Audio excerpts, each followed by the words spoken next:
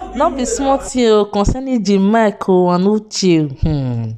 Una know say last year e get one particular viral video wey be say e come outside concerning this Jamaica and Uche, so wey be say the matter come begin dey trend for social media.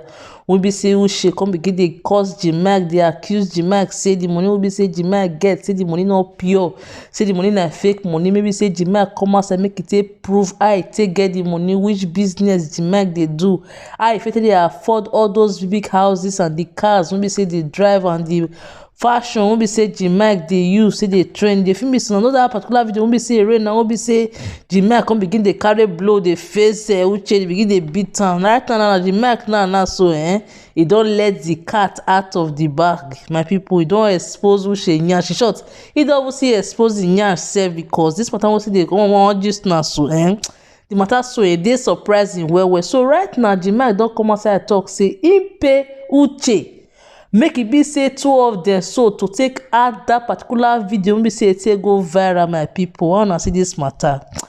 Since wey be say we take know Jamaica for Nollywood, we never really see say Jamaica do anything like this wey be say go involve publicity stunt. Even me sef, I even make video concerning this particular matter that time sef, say e dey very very kind of say maybe Jamaica so e fall my hand wey be say take dey respond or take dey reply to Uche wey be say be Christmas. If me so right now wey be say Jamaica don come outside now so to come begin expose im yarn. So na now come begin dey see the reason why be say e respond to this Uche. So because come to think of it, so be say we take know say Jamaica dey act Nollywood for Nigeria. So how many publicity stunt you don begin hear say Jamaica involve itself in? We never really hear anything wey be say dey as negative concerning Jamaica, even though those days we so dey hear some fake rumors say na so e dey date some of our Nollywood actress, Congolese, some of this Ghanaian actress too wey dey call the one. I don't forget the particular actress name, but I go put the picture for you make una dey see the girl.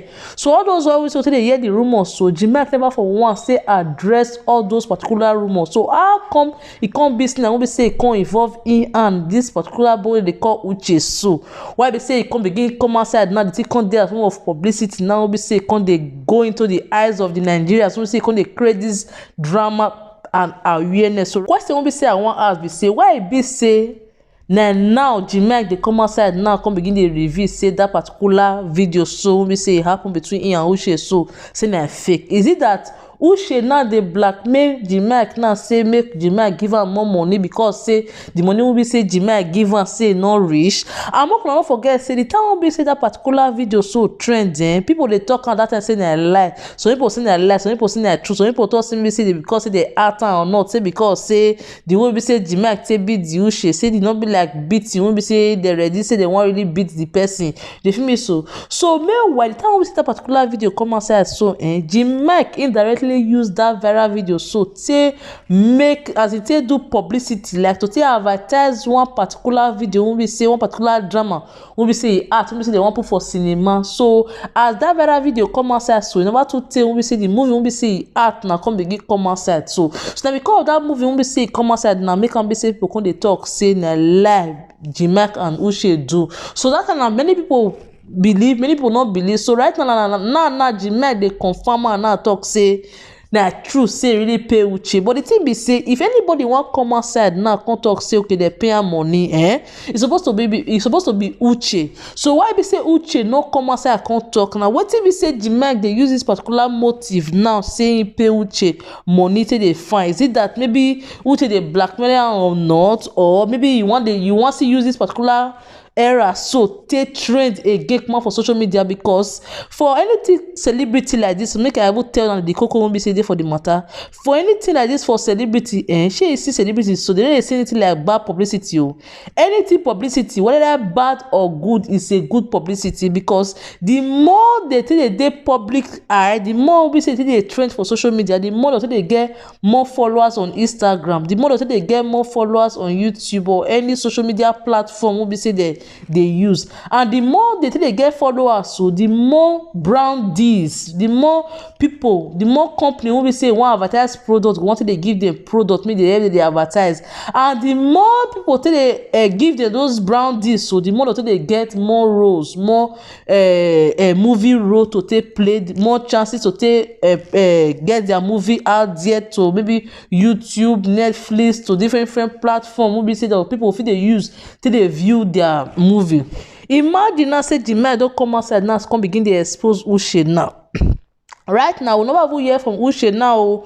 Mokute confirm all that business na true, because the time we see the matter come outside that time, so many people think say Uche na crazy person, say Jemima for your ignore Uche, because even because of this particular publicity stunt, so when we say it's so between Jemima and this Uche, so Jemima use that opportunity so they get different interviews for different stations for Nigeria, when they ask them different questions about how the matter they play, what it really sub, like people come they clap for and talk say they will be say Jemima they act for movie and they will be say for real life.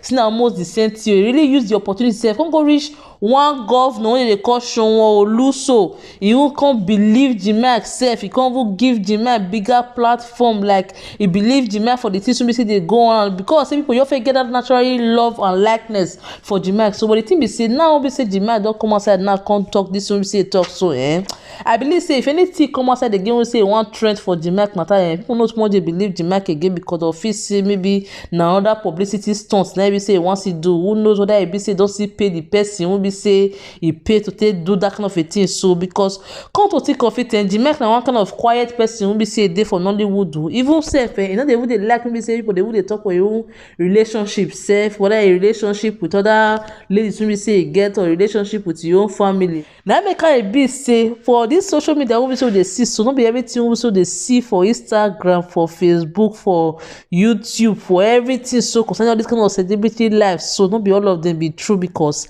many of them they leak fake life. Come go reach all these celebrities who so they see say they carry motos, they come outside, they carry money, they spray on air, they do pepper them gang, they show off for social media. So many of these things so na fake, because our actress when say a cartoon to DK don't come outside talk on before say if they see anybody for social media, especially all these kind of celebrities, so they come outside for social media, so come they want they flaunt their wealth and everything for social media, so no say na fake life that they live, say because many of them will be say they will get the money set for the industry, say they keep quiet, they want the day in the low key. So I don't want to involve myself for that particular one about my people, because the thing be saying if you really look the cocoa won't be say a day, and Nigerians generally they like drama, especially negative drama. Any drama or any negativity news won't be say go draw any celebrity life come outside, so they ready open here for inside.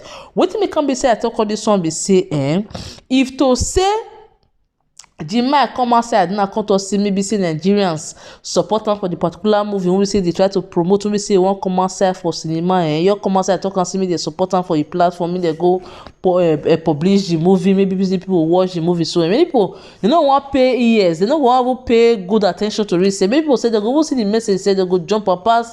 Many bloggers don't go carry and safe begin the broadcast and so because Nigerians like dramas now me can be say Jemima can look and say okay, say go dey good, don't be say go take do anything publicity like this, so that you go use the opportunity to show now to take push that particular movie, won't be say you want art, or won't be say you want put for cinema art there. So I just make I can't give now what we say I see for this matter, and anything we say you see my people for this particular matter, so not forget to leave them for the comment section below, and make you try to subscribe if you like my channel, and make you share the video if you care too. And until I see you now for my next video, bye bye.